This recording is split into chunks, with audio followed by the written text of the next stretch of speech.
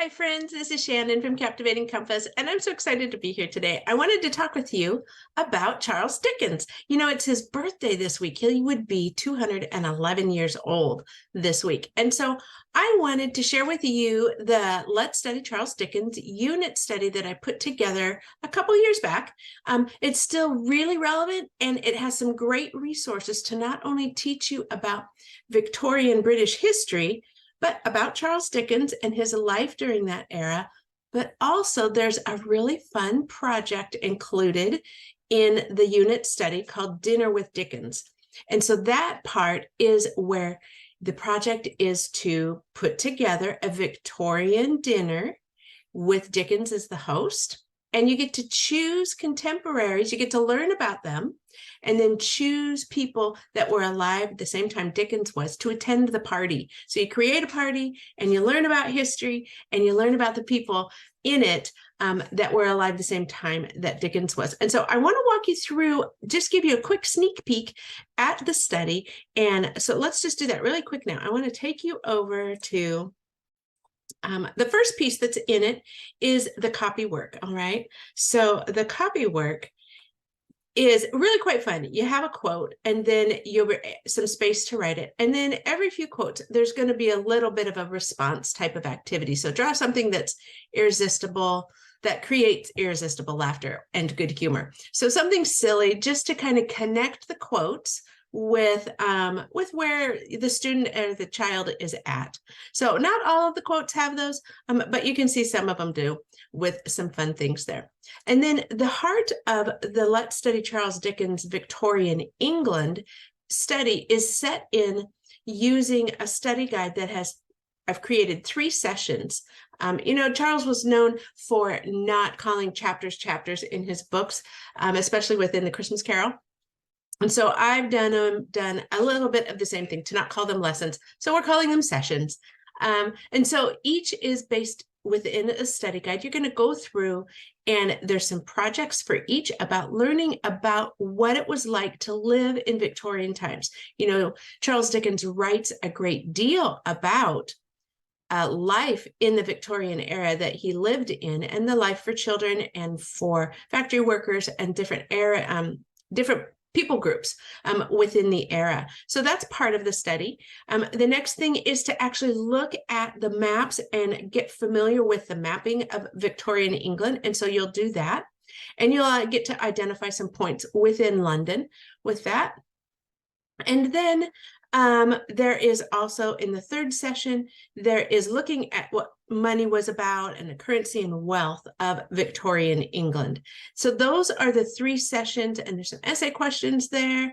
And then there's a bit of a final exam. My final exams are never really truly difficult. They're just thought-provoking and making sure things were retained within the unit study. And then the final piece is to choose a final project. And I give some ideas there that you can go and research some important ideas that came about within the Victorian history with Charles Dickens. But there's also the Dinner with Dickens companion project, and that's included in the unit study. So let's hop over to that page. So basically here it is. It's basically going to help you get to know Charles Dickens even better, as well as other famous folks from the mid-1900s, okay? It's a project for creating a greater understanding and a broader worldview about the era in which Dickens lives, and it allows for a lot of creativity within it. So whether you are, you have students who really love like Victorian military history, or they enjoy Victorian dress and social life and that kind of thing. There's lots of different things that you can use to create this this dinner party type of thing. Okay, so let's go.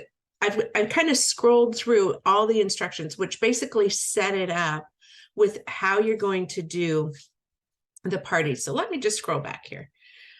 You're basically, what happens is you're going to be choosing a location. You're going to do some reading. You'll choose a location because, you know, Dickens was a pretty pretty well-traveled individual. He went all over Europe. He went to America at least once, I think more than once, and he met a lot of influential people. So you're going to learn about his contemporaries, and we'll get to the list. That's what I keep trying to scroll to, is the list of people you'll get to learn about.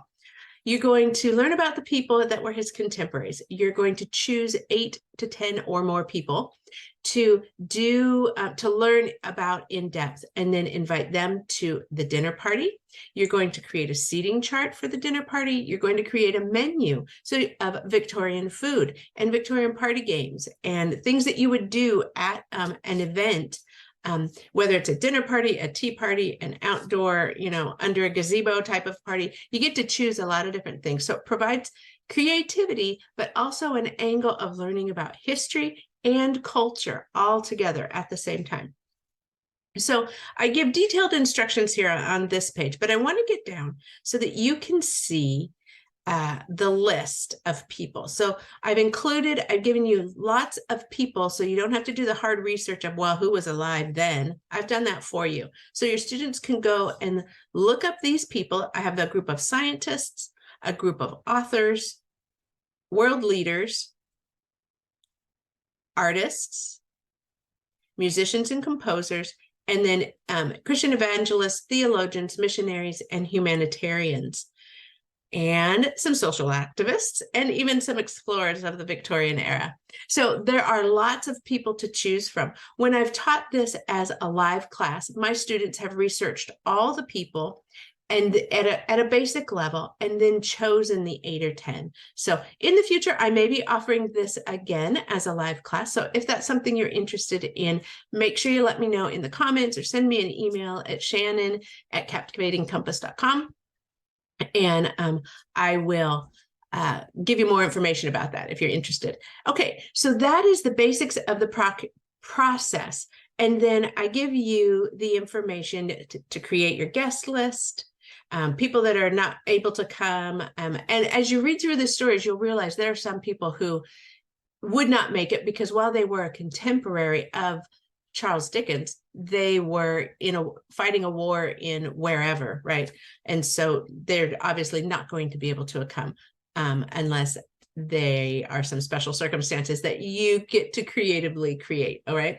So when you're learning about each person, this is the information you want to gather about each person that you study. And then you'll use this information to carry it forward into creating the dinner party, and then even creating opportunities for conversation between people who are sitting next to each other. And it really broadens and enlivens how history could have taken place, giving you a little bit of license of creativity to ask specific questions. What would happen if you sat Charles Darwin next to George Mueller, right? And think about what kind of questions would those two people ask each other? What kind of things might they talk about based on what you learned about from each person? So that is the study in a nutshell. You're going to want to find famous quotes about each person that attends the dinner party so that you can have those as part of it as well. So I really hope that you will take a look at the unit study. You can find it at captivatingcompass.com. Again, it's called Let's Study Charles Dickens, Victorian England. And then the other piece of it is Dinner with Dickens. And just let me know if you have questions about it, if you want to know something specific, if it fits with a specific book. I can answer that one right now. It will fit with any of the books that he wrote. So pick the book that you want to read as a companion study, and then study the history and the culture and the contemporaries alongside it. And I will see you at captivatingcompass.com or in the Facebook page or on our Instagram page. Have a great day and stay captivated using the world as your classroom.